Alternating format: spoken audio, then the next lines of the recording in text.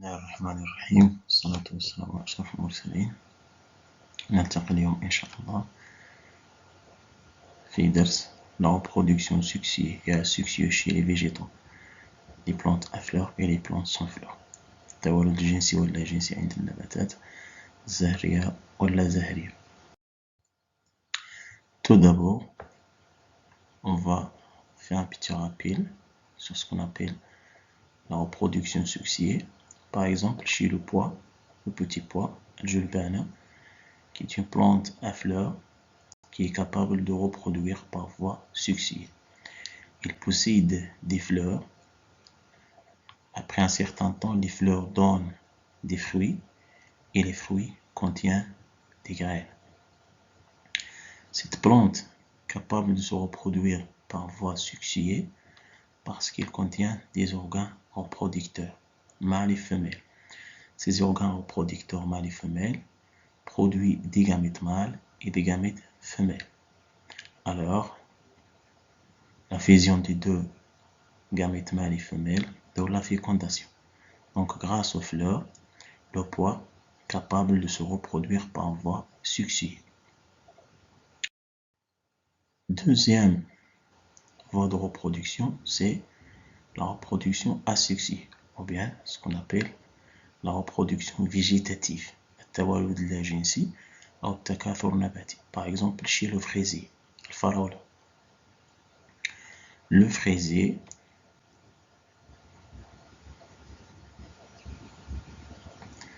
comme plante à fleurs, on a la plante mère, النبتة الأم, qui émerge des tiges souterraines. Les tiges souterraines, الساقة الأرضية, émergent des tiges souterraines, ce qu'on appelle des stolons. Ces stolons, à un moment donné, sont en contact au sol, en présence d'humidité, de l'eau. Ce tige, ou bien ces stolons, ils donnent des racines, après donnent des fleurs, donc on obtient une nouvelle pied de fraisier, ou bien une nouvelle plante de fraisier, نبتة جديدة.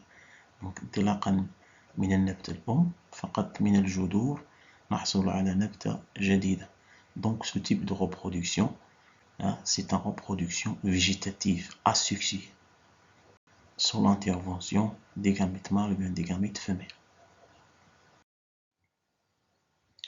La première activité s'intéresse à l'étude de la reproduction successive chez les plantes à fleurs, surtout les angiospermes, nabatat zahriya, kasiyat, al-budur. On va définir différentes parties de la fleur comme organes de reproduction chez ces plantes à fleurs, les angiospermes. Comme exemple, la fleur de cerisier, une fleur typique contient 4 parties, de l'extérieur à l'intérieur. De l'extérieur, on a les sépales, ce qu'on appelle les sépales, sont le plus souvent de coloration verte. L'ensemble des sépales constitue ce qu'on appelle le calice. Après les sépales, on a les pétales, la deuxième verticille, la deuxième partie de la fleur. L'ensemble des pétales donne ce qu'on appelle la corolle. Après la corolle, on obtient l'étamine. L'étamine, ou bien androcée, comme organe reproducteur mâle. Il contient deux parties. Partie supérieure, c'est l'antère. Et deuxième partie, c'est le filet qui attache l'antère à la fleur. Et au milieu de la fleur, ou bien au centre de la fleur, on obtient la pistille, ou bien gynécée, comme organe reproducteur femelle, qui contient 3 parties distinctes, le stigmate, le style et l'ovaire, où se produisent les ovules, ou bien les gamètes femelles.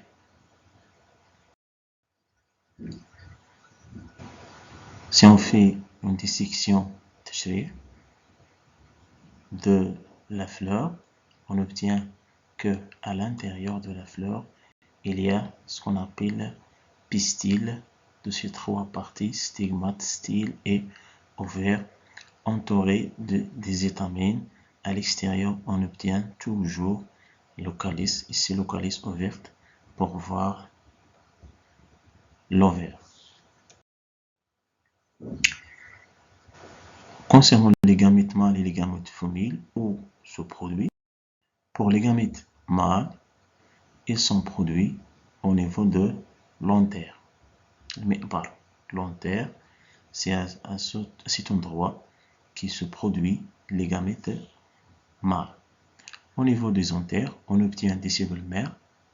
Ces cellules mères subissent plusieurs divisions cellulaires, que ce soit des divisions cellulaires directes et des divisions cellulaires indirectes, pour donner des grains de pollen. À cet endroit que se produisent les grains des pollens qui contiennent des gamètes.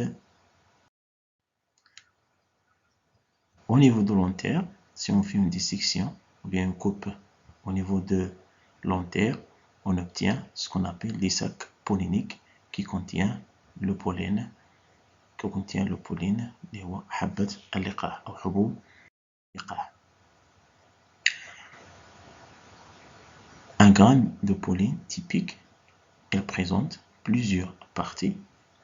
Tout d'abord, il y a deux enveloppes, enveloppe externe, enveloppe interne, et elle contient 12 cellules, cellules végétatives et cellules spermatogènes.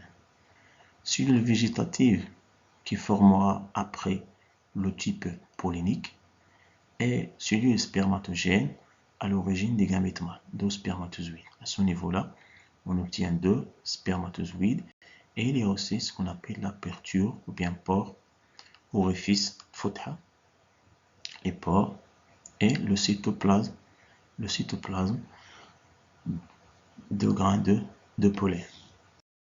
Pour les gamètes femelles, sont produits au niveau de l'ovaire على مستوى المبيض.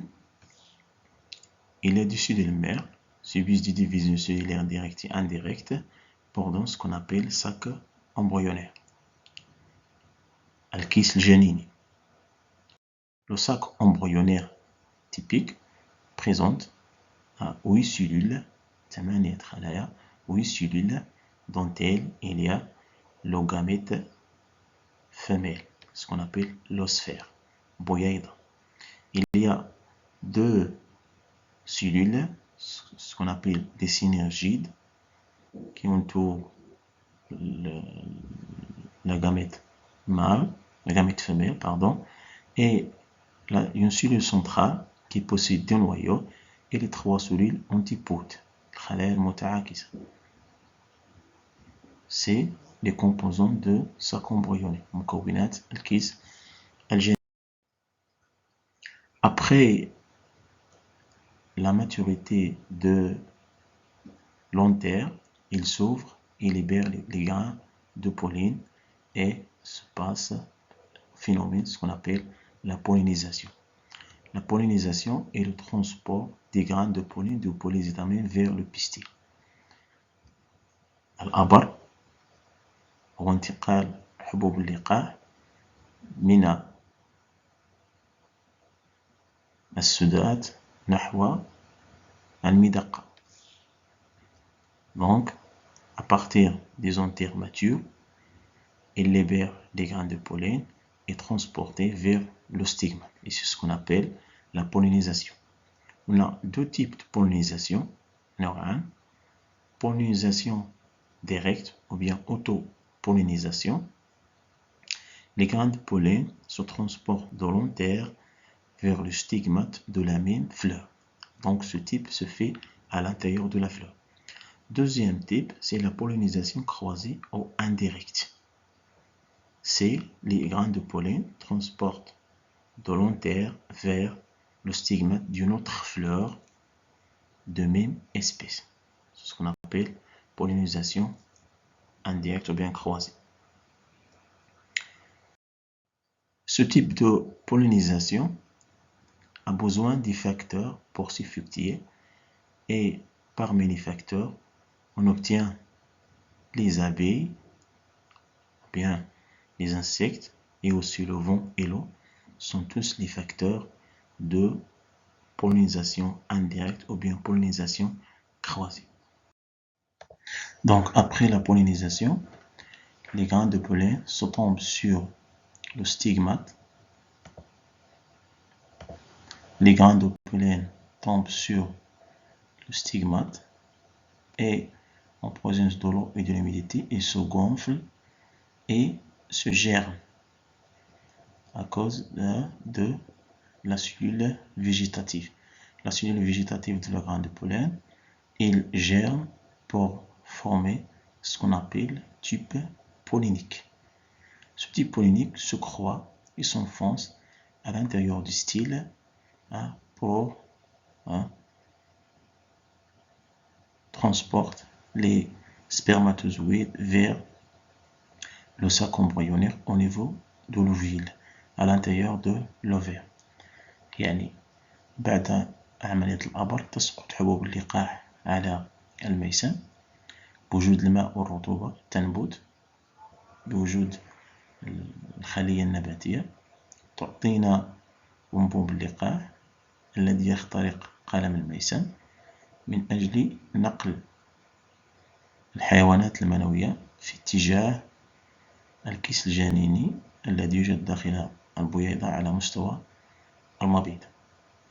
Donc, la pollinisation, après pollinisation, on a la germination de grains de pollen, après la formation du type pollinique qui s'enfonce dans le style qui assure la transmission des gamètes mâles et à ce moment-là se fait la fécondation ou bien ce qu'on appelle double fécondation parce que le grain de pollen il contient 2 spermatozoïdes et se fructifie la double fécondation à l'intérieur de sac embryonnaire, c'est-à-dire les 2 spermatozoïdes fécondent le sac embryonnaire, c'est ce qu'on appelle double fécondation. Al-ikhsar al-muda'af. Après la double fécondation, on obtient ou bien la formation de la graine. Tashakkul al-badra. Pour bien comprendre ce qu'on appelle la double fécondation, on a ici le sac embryonnaire qui contient les différentes cellules. Il fécondé par les 2 spermatozoïdes. Premier spermatozoïde, il fusionne avec l'osphère pour former l'embryon après un certain nombre de divisions de la zygote, bien de la cellule œuf. On obtient ou bien il donne l'embryon. Deuxième spermatozoïde, il fusionne avec les 2 noyaux de la cellule centrale pour donner ce qu'on appelle l'albumine ou bien السويدة. Donc c'est la double fécondation. الإخصاب المضاعف ماذا يعني؟ أن الحيوان المنوي الأول يخصب البويضة التي تعطي الخلية البيضاء والتي تعطي بعد ذلك الجنين. الحيوان المنوي الثاني يتحد مع النواتين المركزيتين فيعطينا ما نسميه بالسويداء أو المدخرات. Donc après la double fécondation, on obtient la graine qui présente 2 parties distinctes. Partie essentielle c'est l'embryon, le génine, et deuxième partie c'est l'albumine, substance nutritive ou bien réserve nutritive. يعني أن البذرة تتكون أساسا من الجنين زائد السويداء وهي كمادة غذائية أو كمادة تسمح بتخزين المواد التي يمكن أن يستعملها الجنين في حالة نموه. Donc, la double fécondation de sac embryonnaire donne l'embryon et l'albumine et c'est ce qu'on appelle la graine, al-badra. Le reste de l'ovaire, يعني ما تبقى من المبيض, se développe, ينمو pour former le fruit, الثمرة. Par exemple, ici, on a fruit, la pêche, structure schématique montrant à la fois le fruit et la graine. C'est la graine qui résulte de la double fécondation. Elle contient l'embryon et l'albumine et tégument. Tégument, c'est la membrane qui enveloppe l'embryon et l'albumine. C'est la graine. Le fruit, ou bien ce qu'on appelle péricarpe, qui présente les trois parties. Partie intérieure, l'endocarpe, partie médiane, mésocarpe, et partie extérieure, l'écorce qui est l'épicarpe. طيب بالنسبة للصورة هنا توضح وجود بذرة وثمرة. البذرة ناتجة عن الإخصاب المضاعف تحتوي على الجنين والسويداء والغشاء الذي يغلفهما. بالنسبة للثمرة فيها تحتوي على 3 أجزاء. الجزء الأول والذي يحمي البذرة. الجزء الثاني نعم وهو الجزء الأكبر الذي نتناوله، ثم القشرة الخارجية.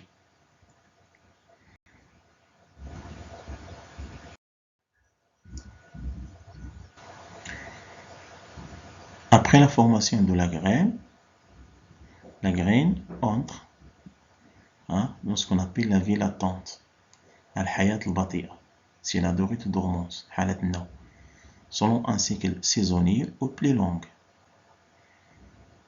C'est-à-dire que après que la graine se forme, elle entre dans une vie ou bien une durée de dormance, حياة بطيئة, selon un cycle saisonnier يعني حسب الموسم، أو يمكن أن تكون طويلة يعني هنا أن حياة الجنين داخل البذرة تتوقف. Après la présence des conditions favorables, l'eau, température, l'humidité, l'embryon se développe et la graine se germe pour former une nouvelle plante, comme par exemple, on a la graine qui présente les différentes parties. C'est l'embryon. Elle présente le radicule, le jodayr, et les futures feuilles, et le cotylédon, les rois, al-filqa. En présence de l'eau, humidité, température, l'air, la graine se germe et forme les racines. Après forment les feuilles et enfin on obtient une nouvelle plante qui présente les 3 parties distinctes de la plante: les racines, la tige et les feuilles. Au premier moment, l'embryon il se nourrit de l'albumine, les parties réserves au niveau de la graine. Après la formation des feuilles, la plante se nourrit d'une autonutrition à partir de la photosynthèse. نشرح باللغة العربية. بالنسبة للبذرة توضح العناصر المختلفة لها: الجدير والسويق والفلقة. حينما نضع البذرة في ظروف ملائمة، الماء والحرارة والرطوبة إلى غير ذلك، فالجنين يستغل هذه الظروف فينمو، حيث يتغذى على المدخرات الموجودة داخل البذرة، فيشكل الجذور. بعد ذلك استمرارا لعملية الانقسامات الخلوية يعطينا الأوراق، ثم يتشكل الساق فنحصل على نبتة جديدة. هذه النبتة تصبح مستقلة وتستطيع أن تتغذى عن طريق عملية التركيب الضوئي. Et enfin, on obtient ce qu'on appelle le cycle de développement. Après la formation de la plante, de la nouvelle plante, on a les fleurs matures qui présente les étamines qui donnent les grains de pollen. Après pollinisation, ces grains de pollen tombent sur le stigmate. Les grains de pollen se germent pour donner un tube pollinique qui va s'enfoncer vers l'ovule où se passe la double fécondation. Après des divisions cellulaires, on obtient un embryon. L'embryon qui se trouve au niveau de la graine. La graine, en présence des conditions favorables au niveau de la sol ou bien au niveau de l'eau, il se germe, forme un radicule qui est racine, puis donne des jeunes feuilles, plantules, une bêta, et après une certaine semaine, ou bien après un temps quelconque, on obtient une nouvelle plante. Cette plante, ou bien cette jeune plante, elle devient adulte et le cycle va se reproduire. في النهاية بالنسبة لدورة النمو عند النباتات فهي تشبه إلى حد كبير دورة النمو عند الحيوانات. فننطلق من زهرة بالغة تعطينا حبوب اللقاح التي تسمح بحدوث الإخصاب على مستوى المبيض، فنحصل على جنين يوجد داخل البذرة. البذرة حينما تكون في ظروف ملائمة تنبت، تعطي جذور ثم تعطي أوراق ساق، فنحصل على نبتة صغيرة التي تنمو بدورها حتى نحصل على نبتة فتية جديدة التي تستمر في النمو حتى تصبح بالغة وتعاد الدورة من جديد. وإلى هنا نصل إلى نهاية هذه الحصة التي شرحنا فيها موضوع la reproduction sexuée chez les plantes. وكنصيحة مادام حنايا في الحجر الصحي فالله يجزيكم بخير، بقاو في داركم وحاولوا تهلاو في جميع شروط الصحة، شروط النظافة، باش ان شاء الله تجوز هذه الجائحة بخير وعلى خير، وكلنا ان شاء الله نتلاقاو ونكونوا بخير وعلى خير. السلام عليكم ورحمة الله وبركاته.